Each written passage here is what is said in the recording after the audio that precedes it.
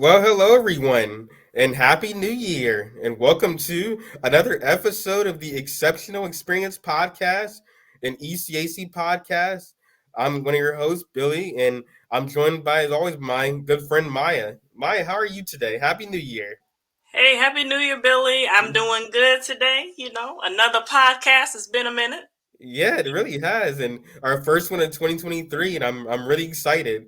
They were telling us, oh, y'all can take a break, whatever, but we love doing it so much. We know you all love our episodes, so we're glad to be back and glad to be doing these episodes. And as always, this podcast is brought to you by ECAC, the Exceptional Children's Assistance Center, where we empower families and improve lives. And today we're going to talk about it being a new year and new resolutions, and we're going to talk about achieving goals and overcoming things. Um, but before we get into that, Maya and I were talking for one there about some thoughts we got on resolutions, and I don't know if you wanted to give some of your thoughts on achieving goals and resolutions. I think you and I share a lot in that. Yeah. So for me, I've never been, no knock to those who are, but I've never Right? been really keen on setting New Year's resolutions. Yep. I think a lot of it is around, a general appreciation for the newness that a year can bring. But by and large, I think we're not really taught how to set definitive goals, but also there's a layer of I guess confusion surrounding Yes. goals just because a lot of us aren't really sure about our purpose, our calling, in terms of serving people or, whether it's earning a paycheck, whatever that is, like we're not really clear on what we want.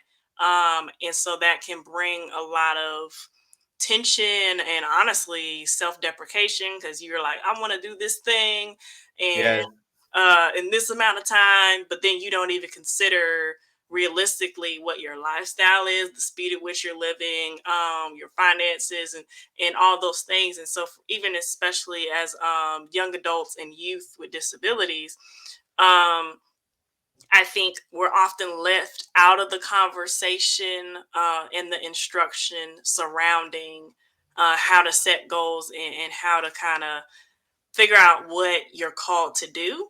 Hmm. And maybe it's because of afterthought. Maybe it's because it's presumed that maybe we're not thinking about those things, but in actuality, those things have a great impact on us as well as I'm sure and I Yeah. know, given the dilemma that Big T transition has become, like, what Yes. happens after you graduate high school. And we're seeing, unfortunately, like a lot of young people with disabilities falling through the cracks. So for me, setting goals or having an understanding of, what you would like to do is kind of a very important topic for me. Yes, I completely agree. And one thing you said there that I hear a lot of that is this idea of, not that I'm against the idea of structure, but the idea of everything having to be set a certain way. And I think that in when I was younger, I actually did do New Year's resolutions because it was the popular thing to do. It's like New Year, new me. We're gonna try this year. But one thing I realized is, and even after this year, I was talking to my therapist actually, and I was saying, "Oh, I feel like I didn't accomplish everything I wanted to accomplish this year." And she's like, wait a minute. Why would you say that? You accomplished a lot this year." And one thing that I had to remind myself is that I need to do a better job of celebrating even the smallest victories in my life and not getting so caught up in I have to accomplish this exact goal. And that's not to say that realistic goals aren't a good idea, that you shouldn't try to set goals, but I think that it's important to be flexible. And I think sometimes the whole resolution thing is uh, it sometimes lacks flexibility. At least for me. I'm not saying it doesn't for everybody, but for me at least it lacks flexibility in that I can either, uh, maybe not always achieve that specific goal, but I can achieve different goals. And also, I can even go as far as to go beyond that and say, Yeah. hey, well, I can do this, but I also have some time here. I can do that as well. Yeah, and to your point, and thank you for sharing because that makes me think about, a lot of the information you see around setting goals is this one size fits all approach, and it's Yeah. definitely not accommodative to people with disabilities, but I don't think it's accommodative to anybody, because now you're trying to succumb to the pressure of whatever governing body has determined what setting goals should look like. And in my experience, what I've kind of learned and I've observed over time as well is a lot of the things that we desire to do, a lot of, the quote unquote goals people want to achieve, like a lot of it has to do with clarity, this sense of clarity about who you are, not just your likes and dislikes, but things you like to do. So I'm a service oriented person. I love serving people. I Yeah. always have. My earliest memories are, being involved in the community, in High Point, when my biological mom worked for the library and we did Hmm. community outreach programs at the park. And so, like, serving people and providing information and access and awareness, that's always been at the center of what I've done, and who I am as a person. And so over time, just looking, at the opportunities I've been given and the opportunities I've taken, where it aligns with what I know I love to do. And there have been opportunities. Like, I recently had a job last year. And I think part of it was I needed to prove to myself that I could handle a 9 to 5 situation. And then I Yeah. got the job and I was working part time. And um, it was a service related job, but the structure of it sucked the life out of me, if I'm being quite Yes. honest. Just because not only was the role not meant for me, but I didn't get, it wasn't very people facing. Like, I didn't get an opportunity to connect with people in the way that I was just designed and created to connect with people. And so I ended up, transitioning from that job, and I had a conversation with my mentor, and I was like, I think, having that experience was good. And now, like, after having that experience, it was less about, oh, like, can you, accomplish or handle a 9 to 5 from a disability and just a life perspective. It was more like, I'm not made for that type of structure. Like, Yeah. that's not what I was designed to do. And I'm not saying that applies to everybody, but for me personally. And so I think if I think some of the things that going forward I've noticed it that can be better is our approach to applying goals, but understanding, okay, what is your child or what is the young adult with the disability good at? What do they like to do? So I know Right. several people, who are on the spectrum who, you know, love technology, Yeah. in different capacities. For some people, it's video games. For some people, it's computers. And some people, it's building things and taking them apart and then building back up again. Like, they're really good at those things. So to expose them to something that's the exact antithesis of what they're good at and what they're passionate about is kind of setting them up for failure. Um, and so if we talked about it in an educational sense, like there are career tracks, but even, I think transforming the rigidity of expectations that we have for ourselves and maybe, children with disabilities is the beginning to setting appropriate goals, and then recognizing that life happens. And often Yes. when life happens, it shows us more about the the validity and, the frailty of our goals more than anything. I totally agree with that, and I even apply that to my own life because I mean, like you, I love public speaking and helping others, and um, yeah, I'm totally with that. And going back to what you said about even just a 9 to 5, like I knew that I'm the same way. Like sure I could work a 9 to 5 if I wanted to, but I also know that it doesn't always. Uh, it could really be turn what could you could love into being really stressful. Hmm. um and that's something that was really important to me, that whatever I did I loved to do it and I felt rewarded in doing it. And I think that we do live in a society that focuses a lot on structure. And I mean, yes, that can be good in some ways, but I mean, even I was thinking when you were talking, I was thinking about how a couple of years ago I was really into the whole idea of like working out, and I'm sure you're you know I think what were you into in college? Biology or Oh, something? kinesiology. So Kinesiology. So I'm sure if you're I may familiar with it. explain for those listening, kinesiology is the study of the human body, how it moves, biomechanics and whatnot. So I was an athlete in middle school and in high school, and then in college I ended up studying the you know the department of science that Right. relates to athletics, exercise, and physical activity. Yeah, yeah, and so I'm sure you understand. A couple years ago, I was very much into this whole idea of, bike for 40 minutes, weights for 20, this and that. I was very structured about how long, and if I went anywhere under that, I could be totally just, bent over, just out Yeah, of it, and I would still do it just because I was like, I would if I went even 10 minutes under, I'd be like, I didn't accomplish, what I went to yeah, today. And so it was just, but I had to kind of teach myself and work myself in terms of saying, hey, like, it doesn't have to be exactly what a trainer told you to do, what a pamphlet told you to do. It could simply be, 10 minutes a day or on this or 10 minutes on that. And as long as you feel good about yourself and as long as you feel like you accomplish something that you love doing, then that's what matters. And I think that's important. That's one of the tips I'm going to give is just, um, you know, celebrating the small things. yeah. I once heard one of my YouTubers, she's into writing, and I actually have been looking into, maybe writing some things.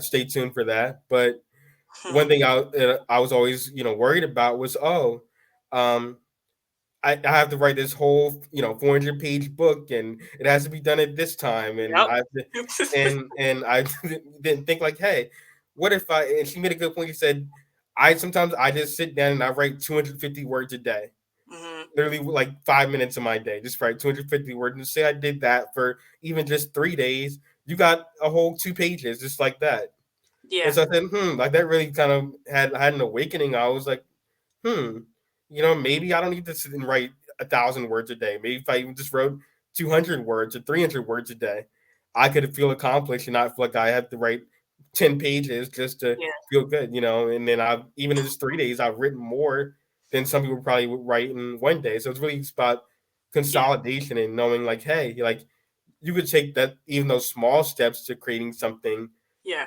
instead of just having to like, have the whole enchilada basically. Yeah, and you bring out some great points. And as you were talking, I was thinking the whole, like, when you boil it all down, a lot of what the mindset a lot of times around setting goals has to do with motivation. Yeah. And when I say motivation, like what propels you, what compels you to follow through on something. And so many times for us, because we struggle with the idea of being uniquely made, especially in the arena of disability, um, we compare ourselves. So whether we're Yeah. comparing ourselves to who we were 2 years ago, whether we're comparing ourselves to our peers, whether we're in middle school or high school or college, and what people at our stage of life are doing, whether or not they have disability, and that's also the temptation when you have a disability, or if your child has a disability, kind of reinforcing like you don't need to compare yourself to Bobby or Timmy or Sarah who is doing Yeah. XYZ because they're your age. Like you're new as you are. Like let's figure out what you like to do, Yeah. and encourage them to do that. And so like being uniquely made and looking at motivation. And for those who don't know, I have four invisible conditions, disabilities. One of them is hypermobility spectrum disorder. And as Billy alluded to earlier, my bachelor's degree was in kinesiology, the study of physical activity, exercise, the human body, anatomy, all those wonderful things. And all my life, I have been a physically active person. Physical activity was, and has always been a source of kind of stress relief, and a source of enjoyment for me, Hmm. and in certain stages of my life, it was an escape. And so once I graduated high school, I really began to struggle from an injury perspective.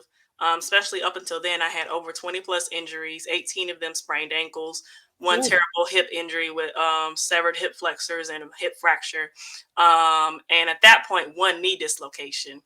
But then I kind of entered into this world of college, and with that, adjusting with all my conditions and having a vision impairment, and I had not Mhm. yet been diagnosed with hypermobility spectrum disorder, which ended up being a genetic condition I had my entire life, which explained all those injuries. And so over time progressed, like I became less physically active because of the progression of those symptoms, and really dealing with chronic fatigue syndrome, which is not just being tired. It's an amalgamation of things as well as a full body experience. So I'm Mhm. like trying to be physically active, and like I went to the gym twice a day. The morning workout was cardio. The last part of the workout in the afternoon was powerlifting, and different calisthenics for playing basketball, even though I wasn't playing 14. Um, Right. and over time, like slowly, I was unable to follow through on my usual routine. So I would try to adjust here, and then I would try to adjust here, and over time, I would just be so hard on myself. And Right. honestly, like viewing my body as an enemy because I felt like my body was failing me, and like, why can't have control over this one thing? Like, um, Yeah. and so over time, just growing and understanding, for me, faith plays a large role in me processing how I viewed my body. And over time, like just learning that my body is not an enemy. um, Right. and so once I finally got diagnosed with hypermobility spectrum disorder in 2021, it kind of it added clarity to the picture. And it explained like by then, after graduating college, I had over 30 plus injuries. So um by then it kind of painted this picture of, oh, this is why this is happening. But then I was still left with like, how do I live with this? Like, how do I move forward? I love being physically active, kayaking, fishing, like all these things, but I feel like I'm losing that because a lot of the time I was spending was in bed and homebound. And so um, Right. over time, I kind of had to evaluate my motivation for being physically active. Like, why was my goal to be so active in that Mm. regard? And a lot of it was a sense of a need to have control over this one thing since I didn't have control of these other things, and trying to prove things to myself. The Mhm. multiple chips on our shoulders that we often wear, Yeah. because we feel the need to prove things to ourselves or other people, or or even circumstances. And so over time, looking at my journey with physical activity, I now have a healthier perspective that um my goals, or my vision, if you will, for being physically active is surrounded by the concept of living with my conditions, and Yeah. live well with my conditions. So if it means today that I need to rest my body instead of go to the gym, then I'm Yeah. going to do that. I'm still Yeah. working on, like, not having that inner dialogue of like, oh, well, I wish I would have went to the gym, but just learning to rest in the fact, I get to rest. It's involuntary, but I get to rest. And tomorrow, if my body is responding well, to activities of daily living, I'll go to the gym and I'm going to take it easy and do what I can. And guess what? Mhm. The next day will come, I will rest. Like, just learning to pivot and be adaptable, and recognize that one, my identity is not tied to being physically active. And also, my identity doesn't lie in my chronic illnesses or disabilities. So Mhm. recognizing that those two things don't define me. So whether I'm Right. navigating chronic illness, and how it relates to physical activity or not, like I'm not tethered to those things. And so being able to maneuver from that perspective is what helps me determine, like, okay, my goal today, like on my Fitbit, is I have it set for 3,500 steps a day. Sometimes I reach it, sometimes I surpass it, and sometimes I don't. But the Yeah. beauty is just being able to have that there, as something to work towards. And if I reach it, great. If I don't, it's okay. I Yeah. moved, period. It serves as a motivation, like to move at all. If I can move that day, it's a blessing. If I get 100 Yeah. steps, that's a blessing because sometimes I can't even do that. And so, from a goal setting perspective, being able to contextualize our goals, but also being aware that life happens and that we are, you know, finite. We are mortal. We are fragile. Like life um, Yeah.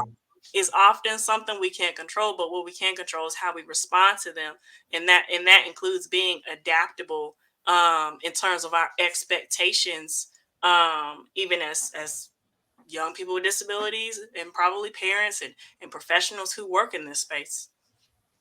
Yeah, that's so real. And I think you made me think about that too, because especially when it comes to the motivation thing, because I think that I've always, people that, especially people that say, "Oh, I work out in the morning and it makes me happier throughout the day," and then I've always equated that to happiness and working out, feeling better about yourself, and I think that I've gotten caught up in a lot of the hustle culture, which I don't overall have a problem with in terms of like just grind yourself. I mean, I'm a big sports fan, so it's natural that sometimes that'll get to you, and you'll realize like, oh, if I'm not grinding, if I'm not rising and grinding as the kids say now, you're not getting anywhere. It's whether it's working out, whether it's making money, whether it's but I've had to realize that that can be an individual statement. You don't have to be, the next, I don't know, insert workout guru that they're really into now, or whatever the case may be, to be authentically you and to be special. Like they have their thing and you have your thing, and I think that I've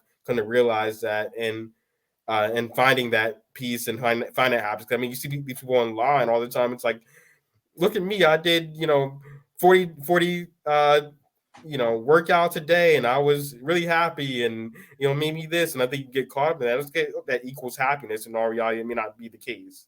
Yeah, So and to your point, like hustle culture has a inadvertent impact on people with disabilities in that not only are we comparing ourselves to ourselves, we're mhm, comparing ourselves to the people around us, and we're also comparing ourselves to societal structures or beliefs around what it looks like to be successful.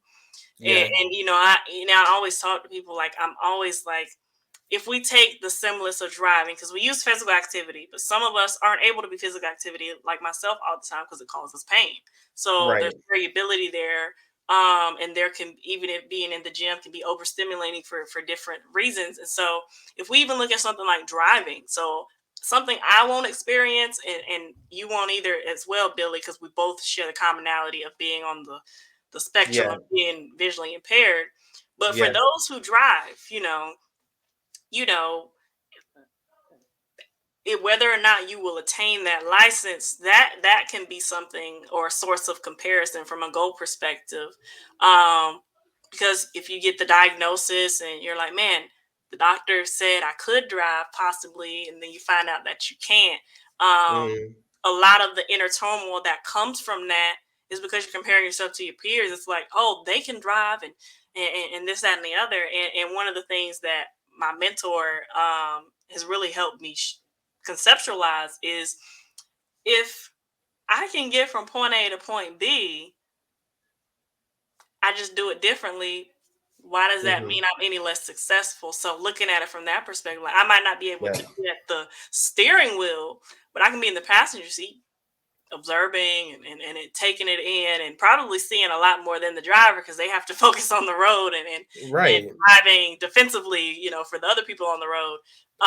And so looking at it from that perspective, um, it doesn't make you deficient. If I gotta take Uber to get where I'm going, I got where I was you gotta going do, on time. yeah, Like if I have to take the bus, if I have to get a ride from a family member or a friend or a trusted individual, I got there.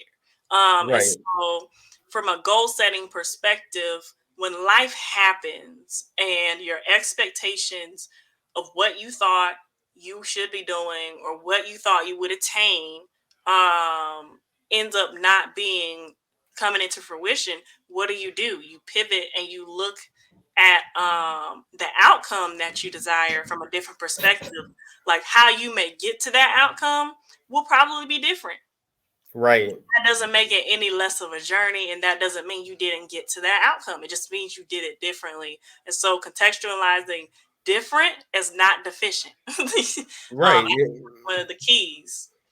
yeah, you're so right. And even with the driving thing, it's like I love cars. I would love to drive if I could, and I don't always like burdening people, but At the same time, I've heard a lot of good do drive say it's kind of good that you don't, because first of all, cars cost a lot of money, and then like you mentioned, being on the road and having to look and where you're going and things like that, and it can be difficult. And the thing is, I don't think that me not being able to drive makes me any less of a human than somebody else. Like I know some sighted people, and it was kind of culture shock when some of my friends were like, I don't want to drive. I'm like, isn't that a sign of freedom? It wasn't driving the thing when I was growing up, where all the kids wait to their 16th birthday to drive, and then I have friends who can see who could drive, but yet don't want to because they're like, I don't want that responsibility. So Yeah. it's really changed my perspective on that. But speaking of driving and um, helping, you mentioned something earlier that really struck me about interdependence and uh, being willing to ask for help. And I definitely wanted to touch on that, and especially in achieving goals. Sometimes we can get caught up in, we got to do it ourselves. But it's okay to ask for help and ask others, especially people with disabilities, um, and who will support us in that, or who may have resources that will help us. And that's something I have to remind myself a lot of, and I'm sure a lot of us also have to be reminded of. Yeah, Um, and you raise a good point, Billy. Just interdependence, and redefining what it means. The difference between depending on someone and interdepending, like operating in that, and understanding that nobody exists without needing someone else. And yes, my mentor, really cool guy, conceptualized it like this. He recently just built the house that I now live in, with him and his family. And yes, he said, like, I can't build this house. yeah, I didn't do the contracting. I didn't do the electrical work, the plumbing work. I didn't, like, the furniture that's in here. I didn't build it or design it, or sell it. Like, I bought it. But every facet of the home building process, from the foundation to the buying of the land to the applying for like every ounce of the project process involved other people, who were yes, experts in operating in their gifting, or their role that they were playing, to bring about the fruition of the house. And so, yes, looking at it from the perspective of, like, nobody is exempt from needing anybody, and the fallacy of building being self-made is just that, a fallacy that we often try to chase and compare ourselves to, and end up running ourselves into the ground. And we project that on our children, yes, project that on those we love, whether they have a disability or not. And so, from a goal perspective, um, I would say, if we could leave people with three things, I'll provide three things, Billy, and then you share three mm-hmm. things. My Got you. things, speaking to the parents of children with disabilities, and those who may work with children with disabilities, like, reinforcing this idea that it's okay to ask for help, but not only is it okay, it's healthy. Yes, For so long, asking for help in a disability sense has been demonized as being a burden or nagging, or being overly needy from an accommodations perspective. But if we contextualize asking for help as healthy, I'm telling you now, it will really transform the generations of adults with disabilities to come. And then mm. the next thing for us young folks, whether we're 10 to 13 or 14 to 26, like young folks with disabilities, like, acknowledging when we need help, and then Yes, and then exercising the muscle of asking, even when it's uncomfortable, even when you don't know how your parent or your caregiver or your teacher or how that individual is going to respond, but asking anyway, yes, communicating anyway, even if it's not just asking for help, like communicating anyway, regardless of how people are going to respond, because yes, that's a muscle, that we can't exercise enough. And then the yes, last thing I would say is, on both ends, from parents to kids, like, all of us, learning to meet people where they're at in terms of what they're good at, and yes, encouraging that, rather than trying to fit people in this specific track of what we deem to be successful. Because if I'm doing what I'm called to do, what I was made to do, even though yes. I'm not raking in 7 or 6 figures, why is that deemed insufficient Matter. if I'm doing what I Right. was made to do? Um, Right. so all of us working on acknowledging that we're all built different in some way, shape, or another, whether it's with disability, whether it's the way we think, whether it's the way we see, whether it's the way we speak or communicate, the way we move. We all are built different in some capacity. And so learning to not only accept that, but embrace that, and in turn, really exercise, you know, acknowledging what we're good at and not hiding it or masking it, even Yeah. if it involves our disability. Yes, I completely agree. And I also touched on um, always remember that even if we were talking about comparisons earlier, even people that you compare yourself to, maybe they'll be willing to help you. Like for example, Maya and I work together, and I ask her a lot, especially as an aspiring influencer. I ask her a lot about her experience podcasting, and so you know, don't be afraid to ask even those people in that position that might be willing to help you. Because sometimes I think it's easy to get caught up in, oh, they're too big for me. How could they want to help me? You never know. You never know what that person might be able to offer you. You never know what that person might be willing to do for you, or how they can help you, progress and achieve your goal. So that's one thing I will say. And also another thing is, don't be afraid to find alternative solutions. We talked about driving earlier. Well, I may not be able to accomplish the driving goal, but I can learn how to use Lyft and Uber, or I can learn how to use a bus system. So there are other ways to achieve those goals, even if it's not directly connected to how you thought it should be achieved. Or even talking about working out earlier, you don't have to be, you know, on a bike for 40 minutes to get in a good workout. And so that's another thing. And also, lastly, I think this is really important, is celebrate no matter how far you come and no matter how far you have to go. And so you could make the smallest step, celebrate that, appreciate that, say, hey, pat yourself on the back and say, hey, I'm proud that I took that step today, even if it wasn't the biggest step in the world, even if I didn't write 20 pages today, even if I just got, something down, or I just did this research project or something like that. Just say, hey, I'm proud of myself and I'm proud of what I did. And I'm gonna get up tomorrow and whether I decide to do all over again is up to me, but I'm proud of what I did and I love it so much that I'm going to celebrate that. So celebrate even the smallest of wins. Don't get caught up in I'm only going to celebrate when I reach that big goal. Celebrate even the smallest of things. And those are three things I would definitely say. But I think we had a great conversation today. I didn't know if you had anything you wanted to add, but I think we No, had a no. pretty good. I think obviously it's great, always great having a conversation with you, Billy. Yeah, But I always. hope that something that we said um was in any way, shape, or form applicable to those listening. And I'm looking forward to our next video. Without further ado, Billy, I'll hand it off to you to sign us off. Yeah, well, thank you all for listening. Thank you all for tuning in. Thank you to ECAC for allowing us to create this podcast. And you can call us and reach out to us. And uh, I'm definitely available, and we're also available. So thank you all for listening. And remember to shine from all of us at ECAC. We will see you next time.